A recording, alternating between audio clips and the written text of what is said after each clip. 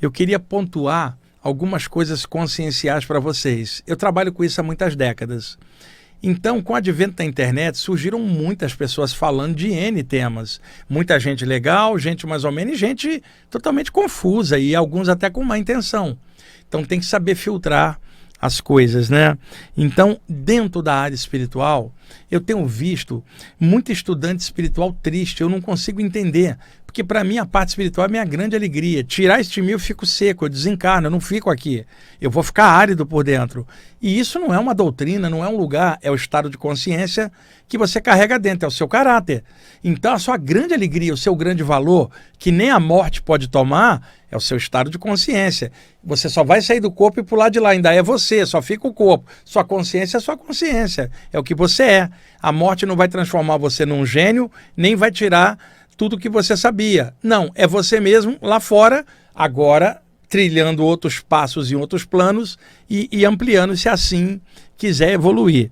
Então tenho visto muito estudante espiritual na internet, e eu não vou falar de gente que já está estudando há muito tempo, mas da grande massa que se abriu para temas espirituais depois da pandemia, o advento de podcasts. Os podcasts são as rádios da moda antiga, né, Euri? Então, devido à pandemia, muita gente se abriu para outro lado, né? No meio de uma coisa tão pesada quanto a pandemia, surgiu pelo menos algo bom, os podcasts aí. Hoje tem podcast de tudo quanto é tema. Então eu tenho visto muito estudante espiritual, além da tristeza, com medo. E eu não consigo entender medo. Você está estudando, está clareando sua consciência. Então, por exemplo, como é que você pode ter medo de fim se você não morre? Tá? Imagina, alguém fala, o mundo vai acabar. Tá, e daí? Você não acaba. Qual é o problema seu? Tá? Então esse medo é rabo preso, vamos falar claro. Nenhum de nós tem que ter medo de profecia, medo disso, aquilo. Nós somos o eterno na carne. A centelha divina se vira, melhora. Mesmo com todos os problemas, põe seu recurso em ação. Todas as vezes que alguém fala de fim de mundo comigo, fala assim, escuta, eu não morro, não quero nem papo com isso, que isso para mim é um atraso de vida. Eu posso desencarnar hoje mesmo, só pelo fato de eu estar encarnado. Eu entendo isso. Então as pessoas ficam com medo, aparece um sensitivo e fala, porque vai rolar isso, fala, tá, e daí? Coisa pesada sempre rolou no mundo. Quantas guerras, quantas pandemias ao longo da história, as pessoas não estudam história. Então, não fiquem refém de ameaças, profecias, isso, aquilo.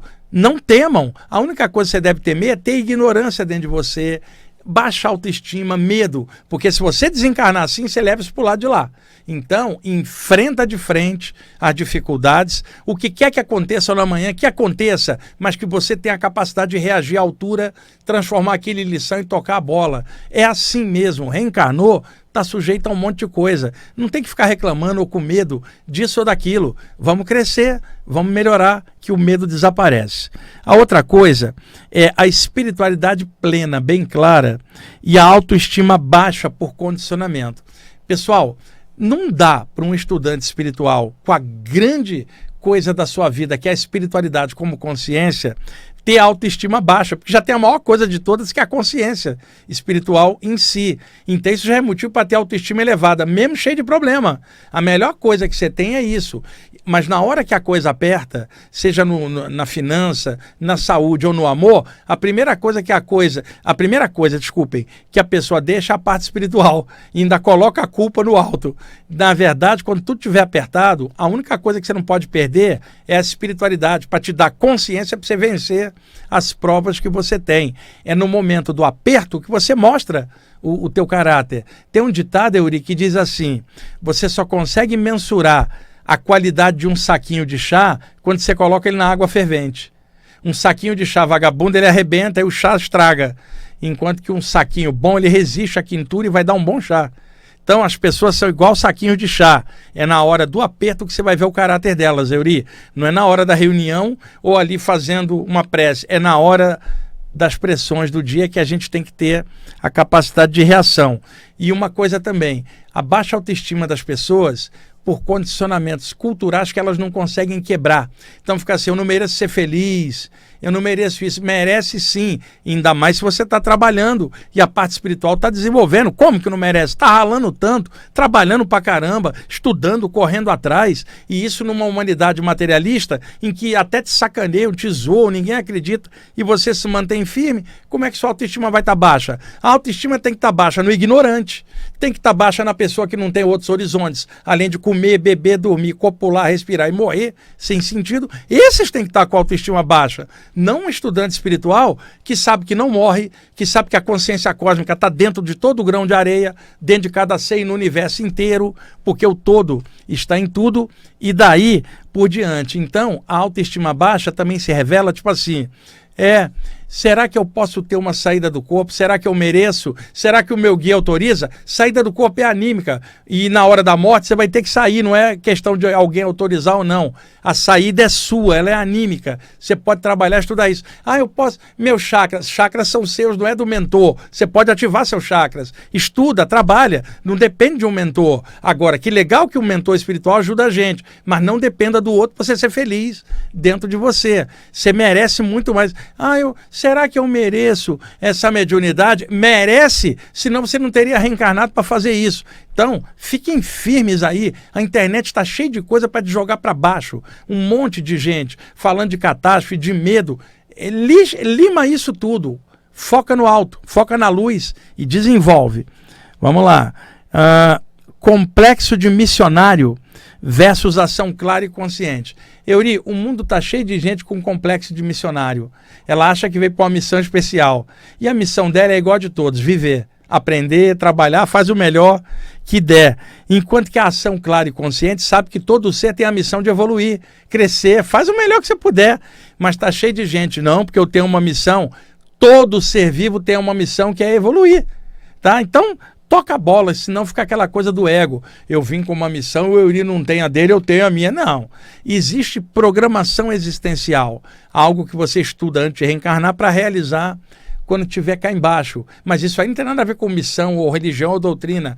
É a estratégia que você planejou antes de descer para descer e vir fazer. E só você e os mentores que estabeleceram a estratégia antes de você reencarnar é que sabe. Ninguém cá de baixo pode ficar julgando sua programação existencial, ou Dharma, se quiser chamar assim. Eu conheci um monte de gente que queria fazer isso. Fulano está desviado da programação existencial. E a pessoa prestando atenção na do outro, ela não prestava atenção na dela e ela se desviava. Vi gente arrogante achar que uma pessoa, porque saiu de um grupo, seja ele qual for, está desviada da programação existencial, ou o diabo levou, ou o obsessor levou. E simplesmente a pessoa às vezes saiu porque o grupo era uma porcaria, ou estava sendo cerceada e não podia fazer direito o que tinha que fazer. Tem muita gente que sai de grupo porque não estava mais batendo as ideias. Tem que sair, não é porque ela está desviada, não batia mais as ideias. Isso acontece com um monte de gente. 4 minutos só? Você adiantou o relógio, cara? Você está louco? Você me disse que tinha 13 e já passou 9 minutos de lá para cá? Eu não acredito. Esse tal de Euri pegou a mania do Tomás. Ele está mexendo ali no relógio. Vamos lá. Síndrome de pecador versus discernimento consciencial. Pessoal, tem um monte de gente que arrasta o ranço religioso da história de pecado. Tá? Eu nunca consegui entender, Euri, quando a minha mãe, bem religiosa, falava em salvação.